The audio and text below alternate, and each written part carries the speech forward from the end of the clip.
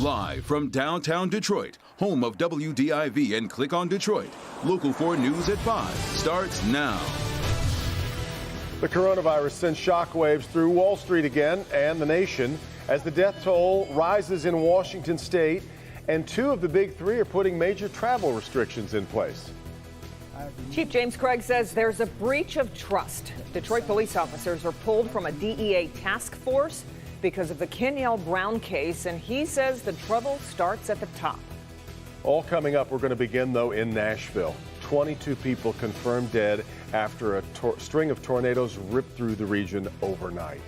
The deaths came in 4 counties last night in an outbreak that seemed to come just about out of nowhere. Yeah, we want to bring in Ben with a look at what happened. And Ben, this destruction is very close to Nashville's downtown core. Yeah, and this shatters that myth that if you live in a city, you can escape some of the worst Mother Nature has. But that is not the case. Tennessee's governor says the search for the missing is far from over. Meantime, FEMA is on the ground, and President Trump says he'll be traveling to the city on Friday. The storm struck fast and in the dark of night. There was no stopping that. It just came out of the sky. Multiple twisters ripping across Tennessee, one tornado cutting a 10-mile path across Nashville. Power lines down, like I was saying. That building's crushed. First Light provides a clear picture of the devastation, but the splintered wood and twisted metal scattered across Middle Tennessee doesn't reveal the biggest loss here. It is heartbreaking. We have had loss of life all across the state. More than 20 are dead, and there's concerns as teams work through the rubble, that number could grow. There are folks missing.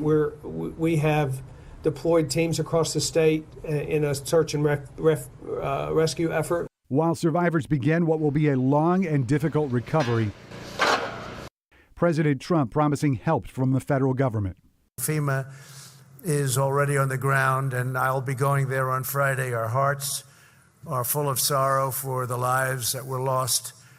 It's a vicious thing, those tornadoes. The wrath of the violent storms evident across Tennessee right now. And it is important to note the tornadoes touched down 12:30 a.m. Nashville time, and prior to the outbreak, the region was only at a slight tornado risk. So coming up at 5:30, we're going to look into why so many people were caught off guard, because we talk about these overnight tornado risks all the time here and what we can learn from. So dangerous. Everybody's in bed. Right. There's only so much warning you can do, right? That's true. Yeah. All right, Ben. All right, well, now to the coronavirus as it spreads both here in the United States and abroad. Let's start with today's big headlines on the matter. Continued fears over the virus sent the stock market back into a tailspin after yesterday's massive gains. We'll have more on that in a few minutes. Health officials in Washington state now confirm 9 people have died from the virus there. That comes as CNBC is reporting both Ford and FCA have banned all non-essential air travel, both abroad but also domestically. Let's bring in Dr. Frank McGeorge. He's here now. Doc, it's important to be clear that the risk here in the United States still remains low despite these new cases. Absolutely true, Kim and Devin. Overall, yes, the risk is still low, but we do expect to see more cases of community spread. And as more people are tested, the case count will rise. Now, today, our nation's top health experts told senators they are trying to communicate that sense of urgency, but not alarm. As concerns widen, there's news a treatment could possibly be ready in a matter of months. Within a period of a few months, several months, whether or not this particular drug works. If it does, the implementation of that would be almost immediate. A vaccine, however, at least a year out, say national health experts who toured the National Institutes of Health alongside President Donald Trump. In New York, a second case now signaling the virus may be spreading in the community. A Westchester man who hadn't traveled internationally or come into contact with a known patient. I said you'll start to see community spread cases where you can't track it back directly to one place or one visit. The school one of the man's children attended is closed, along with at least one other. A Department of Homeland Security office in Seattle is also closed for at least 2 weeks after an employee fell ill after visiting a family member at the nursing facility where multiple people have died. The employee did not report to work when they felt ill. We are taking these steps, again, out of an abundance of caution. The message to the public, preparation, not panic. In a large population, most people who get infected will probably have very mild symptoms. Some will have severe illness, pneumonia, and be critically ill. And what's unknown right now is what that full total will be. You know, will we have many more cases a year than we have with flu, which would be very difficult to handle, or will we be able to slow the spread and protect the healthcare system?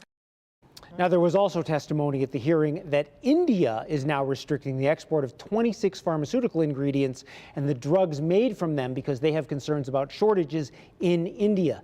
The FDA is investigating that list to see how it could impact the supply chain here in the United States. You can see a hoarding mentality breaking out in a lot of different avenues if it gets to that. And every country has to protect their own supply chain as well as their own drug manufacturing, but obviously we are all a global community.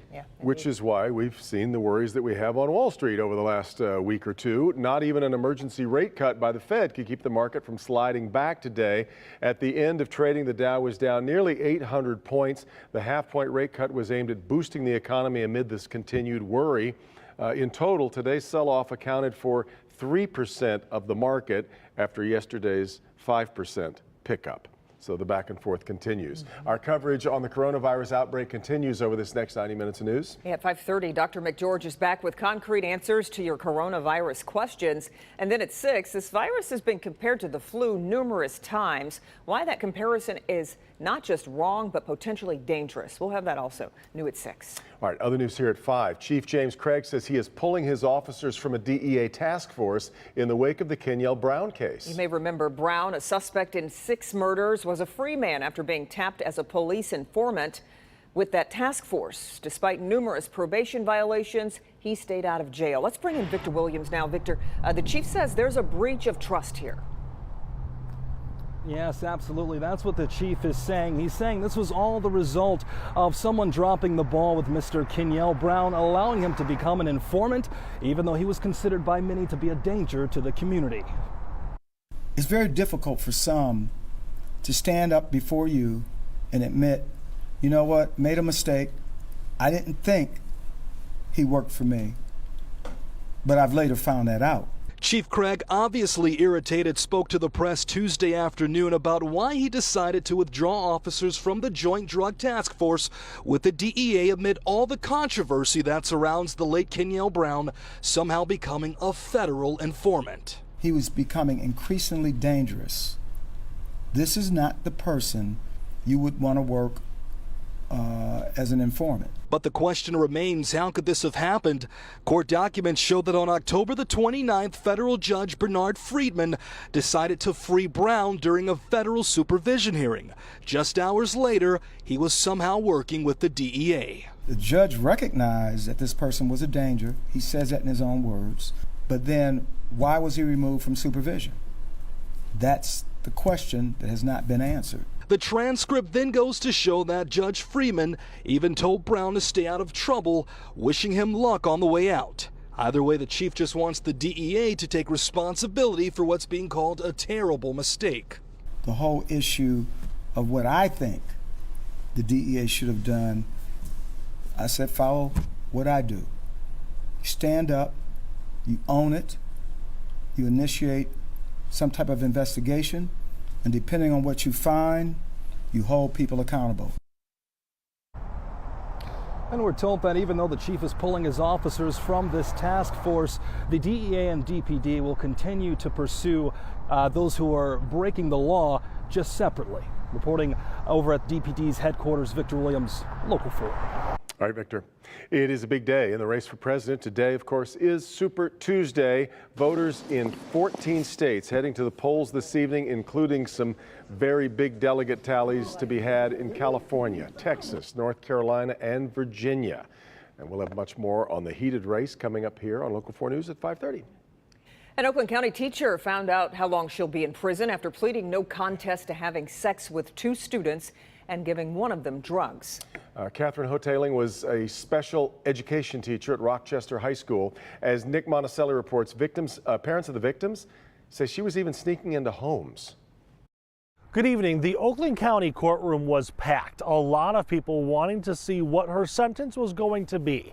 But in the end, it was almost predetermined after the defendant herself made the decision to not go to trial and take a plea deal instead. people was Scotland. Catherine Houdeling walked into this Oakland County courtroom knowing she would most likely leave in handcuffs. The Rochester High School teacher was accused of having sex with 2 students, one of which was a special education student, multiple times, at least once in a car while students watched. Houdeling pled no contest to 6 counts of criminal sexual conduct and giving drugs to kids.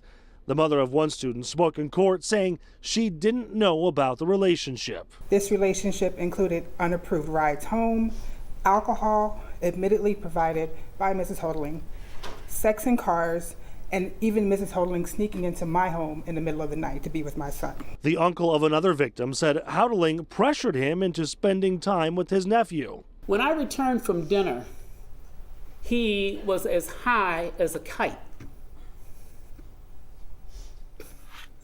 from drugs that she had given my nephew. To me, this is ridiculous. It's absurd to do that. Before she was sentenced, Houdeling read a letter to the judge. I want to apologize to all the parties involved, specifically to my students. The plea deal meant the minimum time in prison was 4 years, but her attorney asked for less. The law is very clear in this area, and it applies to men and women exactly the same. She will spend 4 to 15 years in prison. In Pontiac, Nick Monticelli, Local 4. And of course, Houdeling will have to register as a sex offender.